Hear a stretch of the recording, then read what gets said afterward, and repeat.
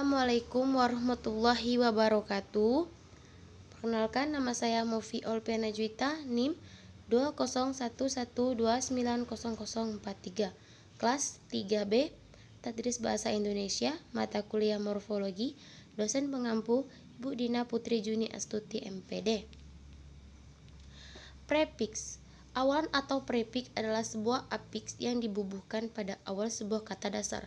Kata awalan sendiri diserap dari bahasa Arab, yaitu awal, yang terdiri dari kata dasar awal yang berarti awal dan akhir.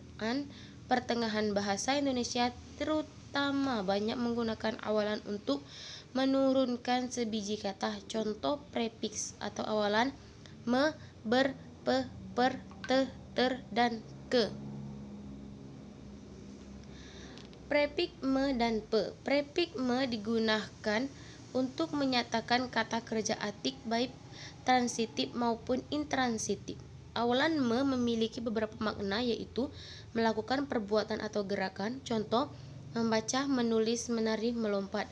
Melakukan dengan alat. Contoh: menyetir, mencakul, membajak. Membuat dan menghasilkan. Contohnya menyambal, menggulai. Berbuat sesuatu seperti contohnya menggila. Mencari atau mengumpulkan sesuatu, contohnya maraton, melaut. Prefiks ter. Awalan ter memiliki fungsi untuk menyatakan kata kerja pasif yang tidak dapat diubah menjadi kata kerja aktif, kata kerja intransif. Prefiks ter memiliki makna sebagai berikut: menyatakan suatu kondisi, contohnya terawat, terkuat.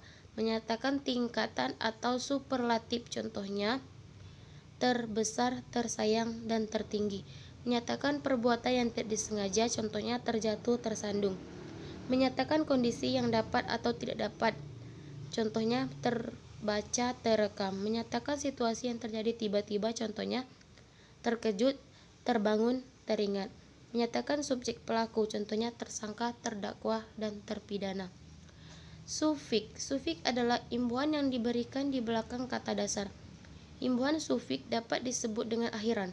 Contoh akhiran adalah an, kan, nya, i, man, wan, wati, ka.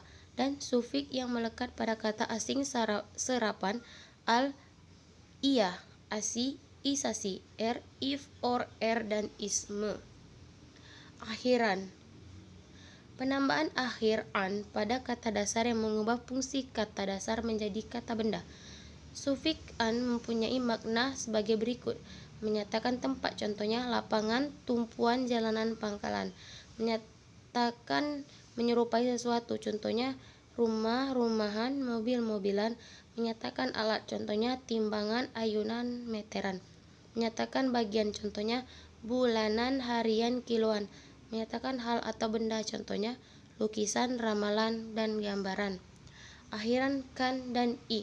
Akhiran kan dan i mengubah fungsi kata dasar menjadi kata kerja. Kata kerja yang dihasilkan dari perubahan kata dasar ini memiliki makna perintah. Contohnya bukaan, dengaran, tulisan, ambilan, cabuti, lengkapi, dan lain-lain. Akhirnya. Akhiran yang diberikan pada kata dasar ini digunakan untuk kata ganti orang ketiga tunggal. Selain itu, sufiksnya juga bermakna penegasan atau penekanan dan menggambarkan situasi tertentu.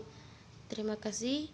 Sekian video dari saya. Wassalamualaikum warahmatullahi wabarakatuh.